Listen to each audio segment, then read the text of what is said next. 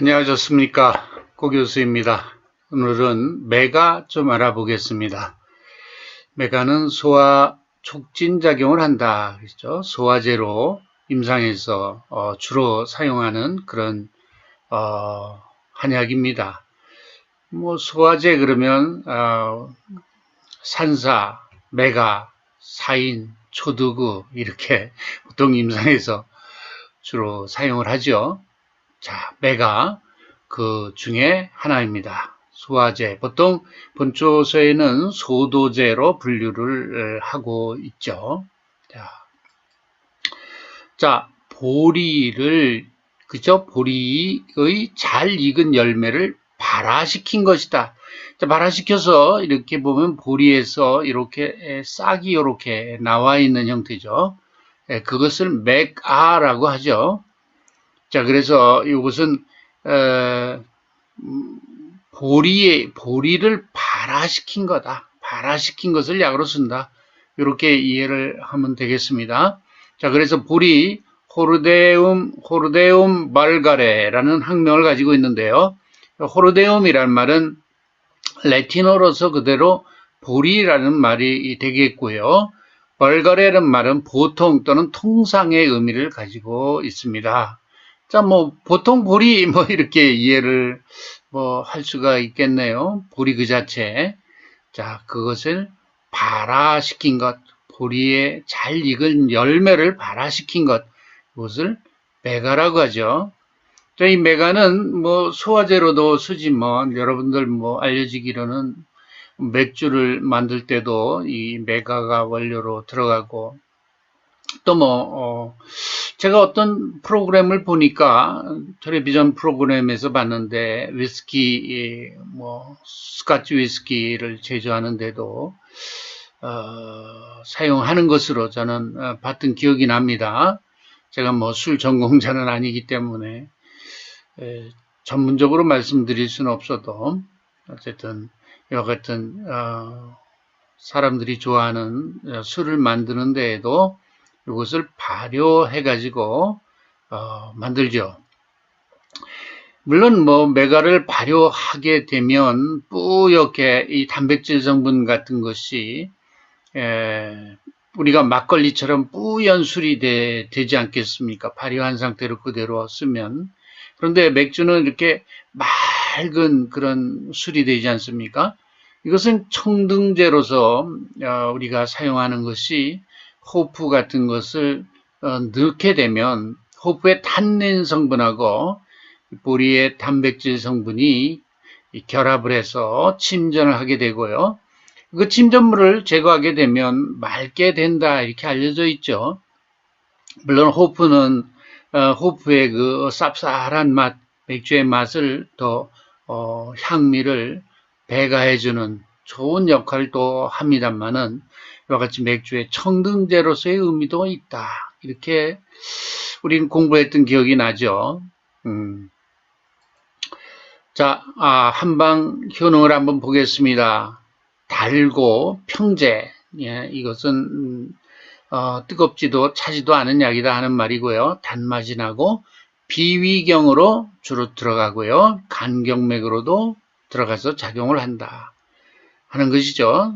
비위경으로 주로 기경하니까 소화제로서의 의미가 있는데 행기소식이란 말은 그죠? 위에 그죠? 기소통을 잘 시켜서 소화를 시켜준다. 소화를 시켜준다. 소화제다는 말이죠. 행기, 기소통을 잘 행하게 하는데 주로 중부, 비위의 기소통을 잘 시키는구나 하는 걸 알 수가 있고요. 건비, 개위, 비장을 건실하게 하고 참 개위라는 말을 했는데요. 10개자에 위를 열어준다. 구미가 당기게 해서 밥을 잘 먹게 한다. 그죠? 그러면 여러분들 우리 애가 밥을 잘 안 먹어요. 이 개위라는 이런 효능을 한번 주목할 필요가 있겠네요. 회유소창, 이거 특별한 효능인데요. 젖이 분비되지 않도록 하고 배가 부른 것을 낫게 한다. 이렇게 소개를 하고 있습니다. 보통 우리가 임산부가 애를 분만하고 나서 젖을 뗄 때, 메가를 사용하는데 메가로 만든 엿기름을 민간적으로는 많이 사용한다 이렇게 알려져 있죠. 그래서 이 회유라고 하는 그런 효능은 젖이 잘 나오지 않도록 이렇게 젖 떼는데 효능을 표현한 것이다. 자, 위에 제가 좀 부연 설명한 건 한번 보겠습니다. 효소 성분이 많아서 소화를 잘 시키고 장내 방부작용으로 인해서 건위, 소화제로 사용한다. 단, 단백 분해 작용도 있어서 임산부에게는 사용하지 않는 것이 좋다. 물론 임산부는 태가 이 단백 분해 작용이 되면 어떻게 되겠습니까?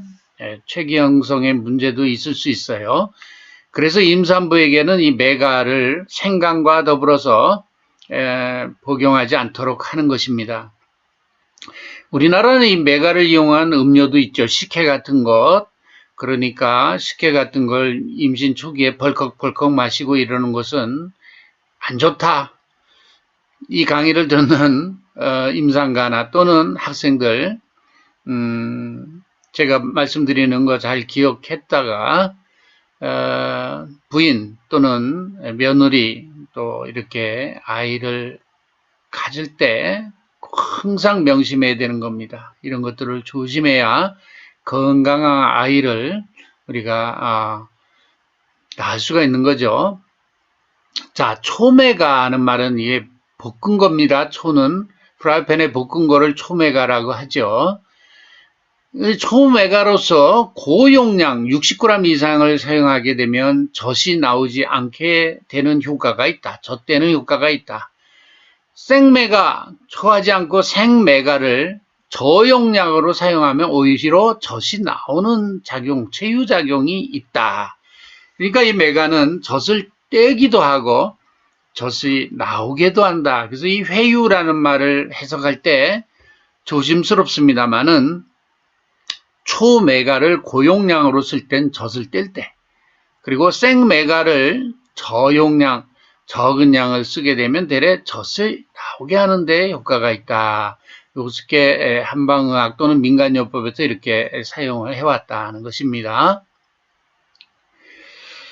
정리하면 메가의 한방 효능은 소화제, 그 다음에 밥맛 없을 때, 비위를 건실하게 할 때, 비위 허약자, 그 다음에 젖 떼는데 활용을 한다. 알겠죠? 땡, 요렇게. 그 다음에 성분 한번 보겠습니다. 단백 분해 효소로서 디아스타제, 펩티다제, 프로테아제. 자, 디아스타제 주로 전분 소화하는데 펩티다제, 프로테아제, 단백질 계통을 분해하는데, 그죠? 소화시키는데, 리파제는 지방을 분해하는데, 이런데 사용되는 효소 성분들이 다량 들어가 있어요. 그래서 소화제로 쓰는 거죠. 다음에 플라보노이드 성분, 카테킨.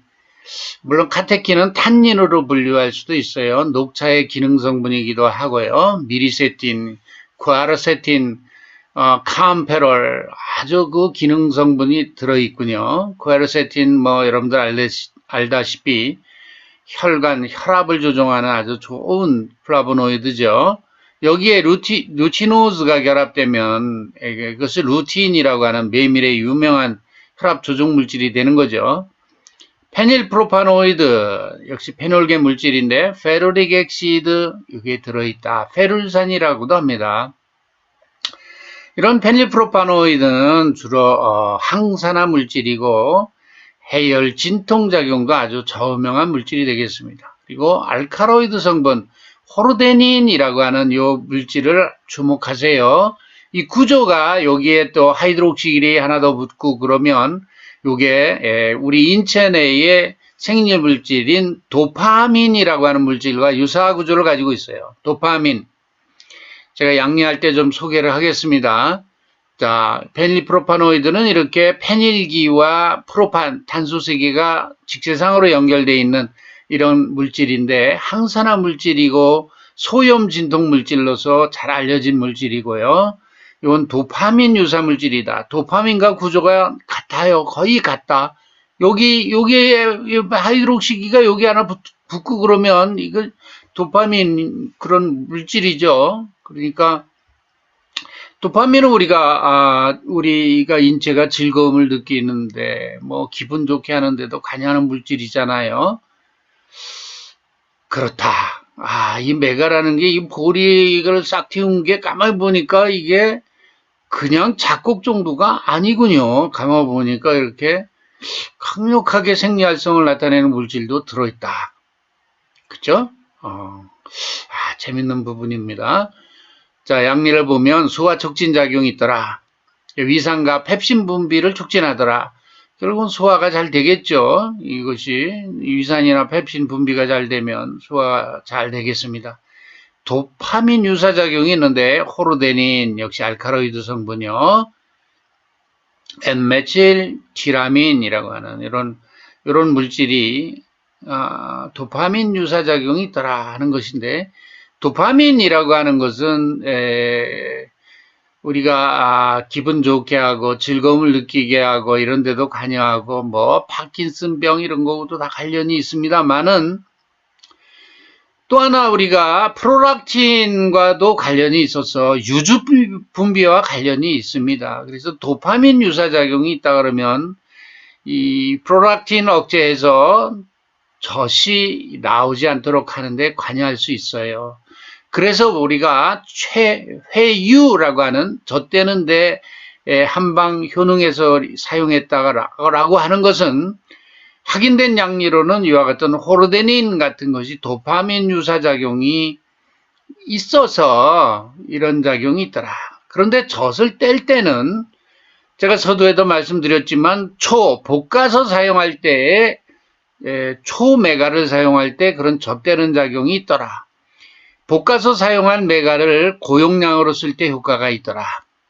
60g은 아까 제가 기록을 했죠. 자, 그러면 볶을 때 이런 호르데닌이라고 하는 이와 같은 알카로이드 물질이 더 많이 용출 내지는 산생과 관련이 있을 수 있다라고 하는 거죠. 그래서 한방의학을 좀 과학화하려면 말이죠. 이와 같은 수치를 통해 가지고 어떤 성분의 변화가 있는지 또는 용출이 더 잘 되는지 이런 것들을 석박사들이 좀 연구를 해주는 것이 한의학에서는 필요하지 않을까요? 물론 약학에서도 생약학을 하는 사람들은 제 강의를 듣는 혹시 대학원생 중에서 학위 논문 제목을 못 잡아서 헤매는 분들, 제가 이렇게 말씀을 드리면 좀 귀담아 듣기 바랍니다. 이런 것이 곧 한약을 과학화하는 길이기도 하고요. 그죠? 굉장히 중요한 부분이 되겠습니다.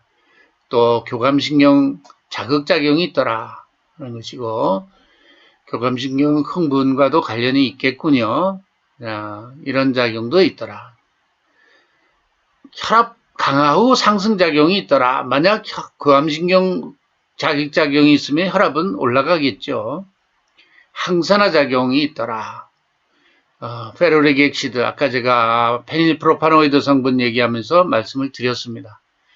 그 다음에 항진균 작용이 있으니까 무좀 같은 데도 연구가 되면 좋겠군요. 혈당 강화 작용이 있더라. 그렇다면 당뇨병 환자들한테 쌀보다는 보리식을 우리가 추천해 주는 이유도 있겠군요. 혈당 강화 작용이 있다 그러면 보리도 물론 이런 탄수화물이 많은 곡식입니다만은 혈당 강화 작용이 있다. 참 중요한 얘기죠.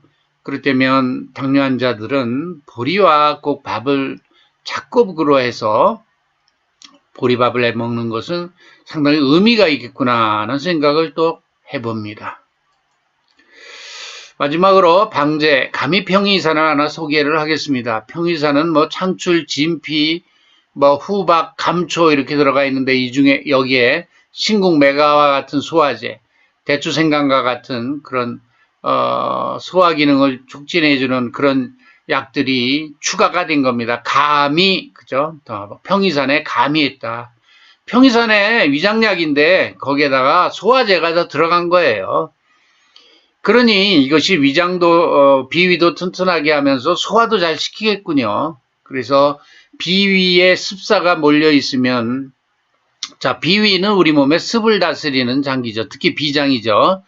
그래서 이 비장이 건실하면 우리 몸의 이 수분을 잘 다스려 가지고 몸이 이렇게 붓거나 하는 이런 문제들을 해결할 수가 있어요. 자, 비위에 습사가 몰려서 몸이 무겁고 명치밑이 뜨적지근하고 신트름이 나고 소화가 잘 안 될 때, 비위가 허약해도 이와 같은 습사가 잘 몰리게 되겠죠. 이럴 때 쓸 수 있겠다. 금만성 위염에 쓸 수 있겠다. 자, 위염에 가미평이산, 평이산도 쓸 수 있지만 가미평이산을 쓰면 더 소화도 잘 되겠군요. 그냥 평이산 쓰는 것보다 가미평이산을 쓰면 소화도 잘 되고 비위도 건실하게 할 수 있겠죠. 자, 그런 의미로 한번 이 처방 한번 들여다보면 좋을 것 같습니다. 오늘도 수고하셨습니다. 아, 참, 제가 말씀을 드리면서 한 가지, 아까 성분들 중에서, 제가 알카로이드 성분 중에서 이같이 도파민의 그 유사작용이 있더라는 이 호르데닌 같은 성분 있다는 말씀을 드렸는데, 여러분들 혹시 맥주 이렇게 마시고 그러면은 기분이 좋아지는 것도 혹시 이런 성분과 관련이 있지 않을까요? 위스키도 마찬가지고요. 있을 수도 있겠구나. 물론 에틸 알코올이라고 하는 것이 억제 중추를 억제하니까 사람이 좀 이렇게 억눌려 있던 감정이 풀어지는 것도 있죠. 그러나 이 술의 원료인 메가에도 도파민, 즐거움, 행복, 이와 관련된 그런 물질이 있다라고 하는 것은 맥주나 위스키를 마실 때 기분이 아주 이렇게 좋아지는 것도 이런 성분과 관련이 있을 수도 있겠다. 제가 강의를 하면서도 이런 얘기까지 다 해야 되겠다. 이렇게 강의 계획을 세워놓고도 제대로 강의가 안 되고 끝날 때 이렇게 이 얘기 안 했네? 그래서 말씀을 한 번 더 드려봤습니다. 수고하셨습니다.